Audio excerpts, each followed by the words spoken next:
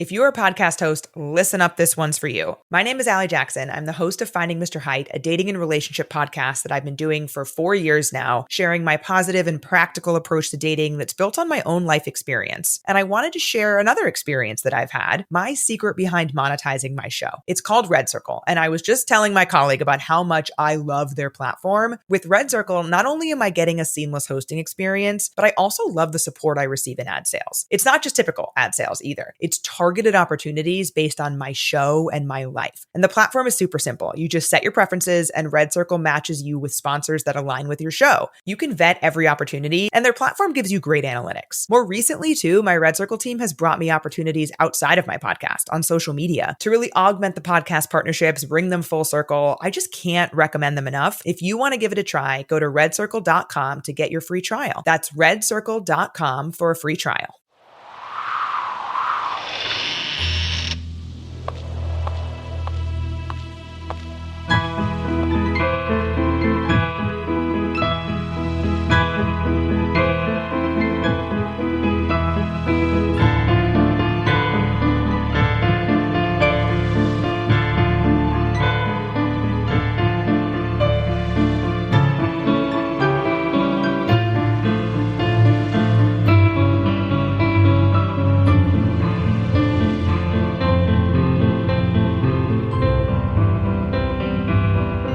Things with Wings Productions presents Chapter 11 of the Skylark Bell Skyedive.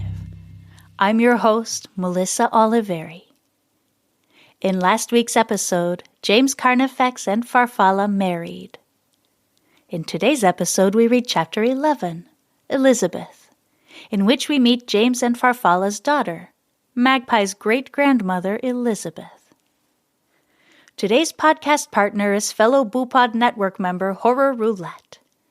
This podcast takes a unique approach in that the topics are chosen by spinning a wheel of random words. You won't find a more unique format or set of topics than this one. Be sure to check the show notes for a link to the Horror Roulette podcast. Now it's time to settle in. Grab a blanket and a warm drink, and let's get started.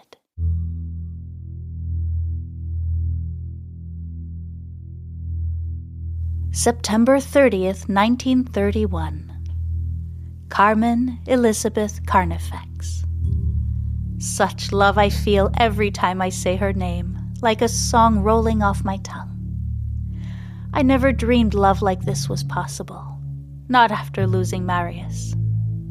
James is a wonderful man, and I care for him deeply. He provides for us and treats me with kindness and respect, even though I have been shunned by nearly everyone I know. But I don't love him like I loved Marius. I was beginning to think I would never feel love again. But then, Elisabeth, as we call her, was born on our first wedding anniversary, about 4 weeks earlier than expected. I loved her from the moment she let out that first pitiful wail as the midwife carried her to the washtub to clean her up. The midwife placed her in my arms, and I felt the warmth of her tiny body against mine. It reminded me of the oak tree and how I would lean on it and feel its heartbeat. I am her oak tree, her protector. James was away on business when Elisabeth was born, so it was just the two of us for the first few days. We spent much of our time in bed or in the rocking chair that Papa made and brought to our little house around the corner from Turturro's bakery. James purchased the house just before our wedding, and we moved in the next day. Elisabeth was very fussy at first and cried most hours of the day. I began to feel overwhelmed and thought perhaps I was doing something wrong. I made the special tea that the midwife left to help recover from childbirth and give the baby strength, in her words. But that didn't seem to quiet Elisabeth. Finally, one evening, as we sat in the rocking chair, I began to sing her an old French lullaby that Audrey Turturro had taught me when we were girls.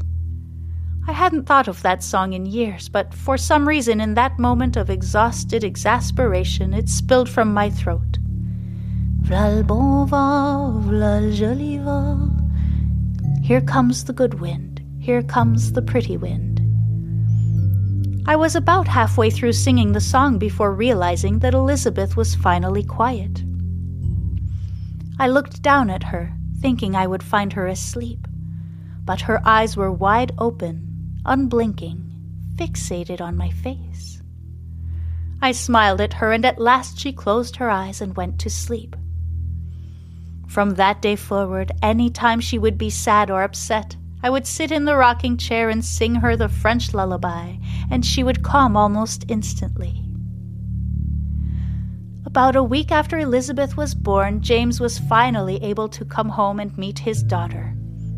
He wept at the sight of her, and didn't dare to touch her for fear of her tiny frame couldn't handle his large, strong hands. Over time, he became more comfortable with her, helping to feed and diaper her, but he would always bring her to me when she cried, saying, "Sing to her, Falla." The past year and a half of motherhood has helped heal my heart.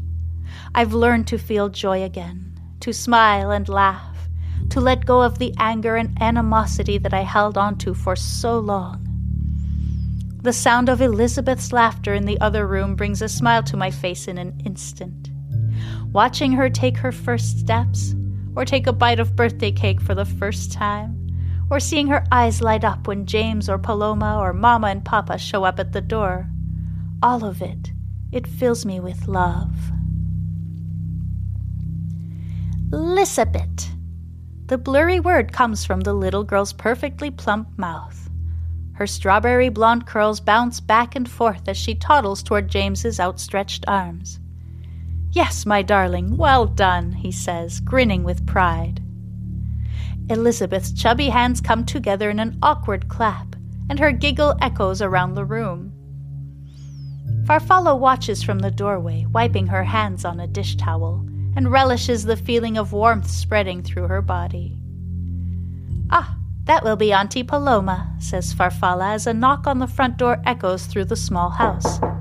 "Come in," she shouts from her perch by the sink. "I hear today's a special day," says Paloma, waltzing into the room, her arms overflowing with brightly wrapped boxes and bags.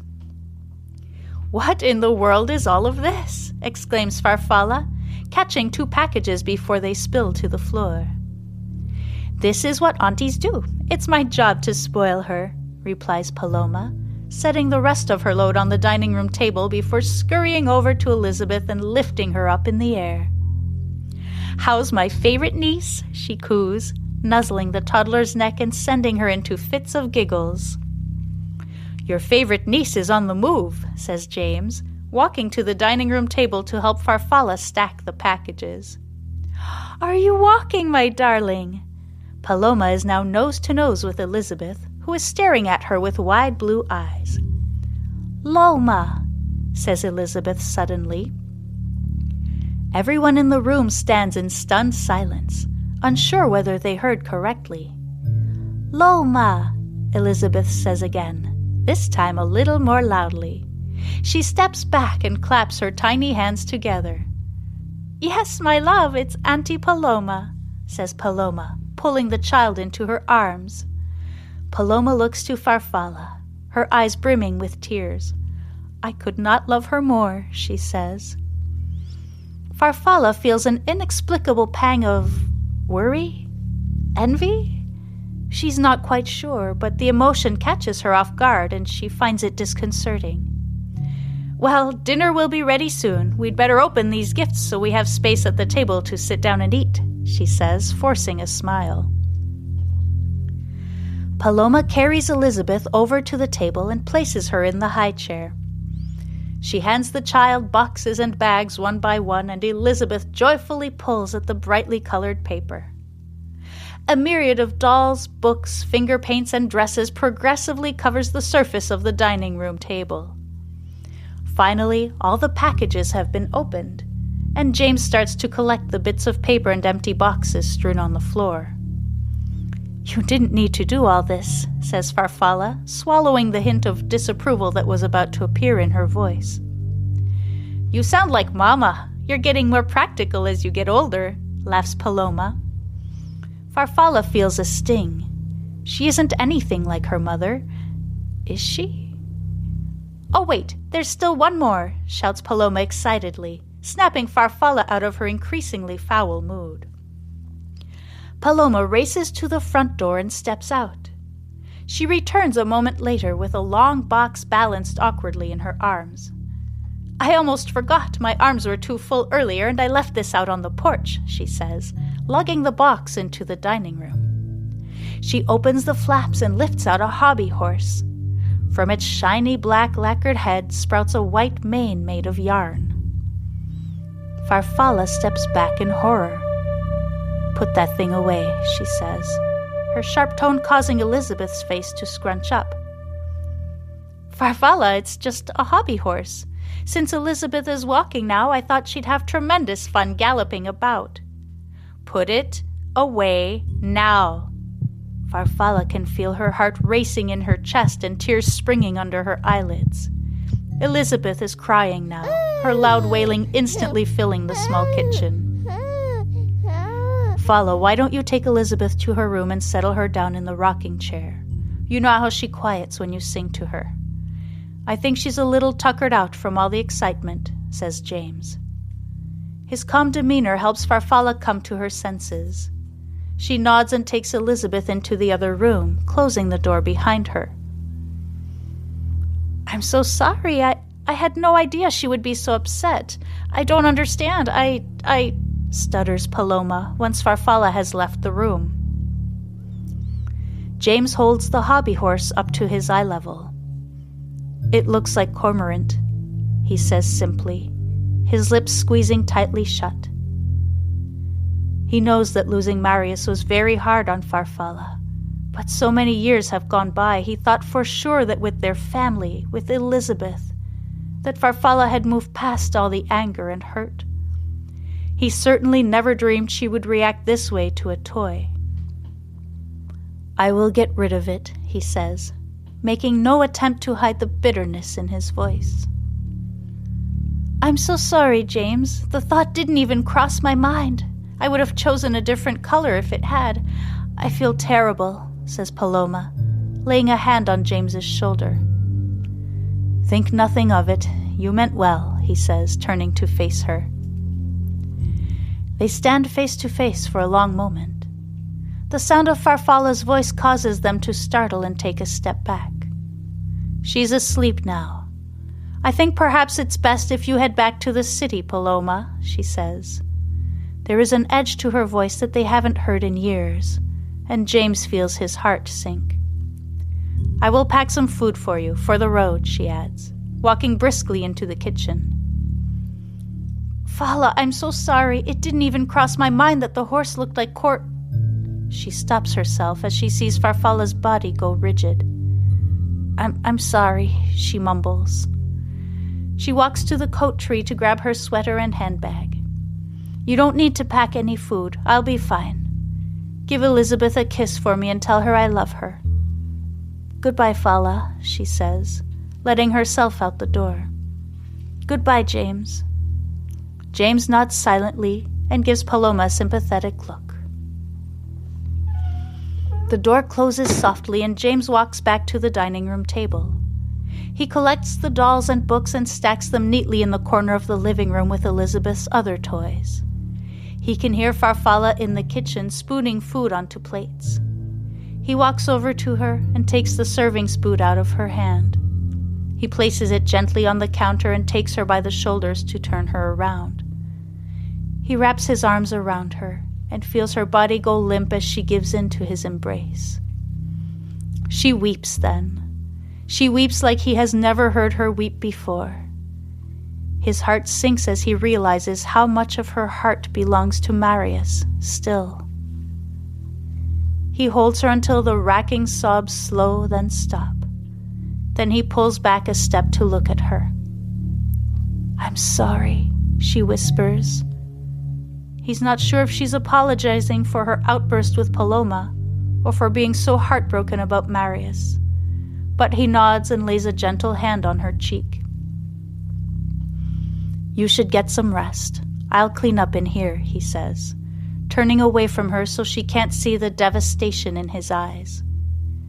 He's always known she loved Marius, but he thought perhaps with the arrival of Elisabeth and the kindness and love he's shown her all these years, that he had finally earned a prime place in her heart.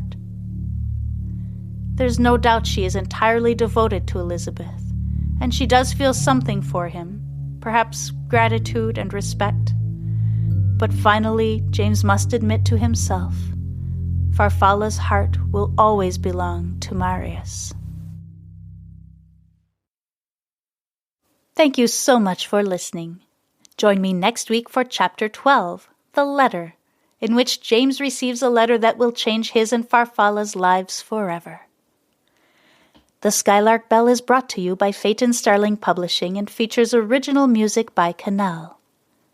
Leaving a rating or a review on your preferred podcast platform is incredibly helpful in helping the podcast gain visibility so others can find and enjoy the story of the Skylark Bell. It's a quick, easy, and free way to support my work. If you'd like to support me further, you can also subscribe to Patreon, where you'll get early access to ad-free episodes, as well as digital downloads of the music, artwork, behind-the-scenes videos, and so much more. And be sure to follow me on social media for updates. I love to connect with listeners. Just check the show notes for all necessary links. Once again, thank you for listening. I'm Melissa Oliveri, writer, host, and producer of the Skylark Bell podcast.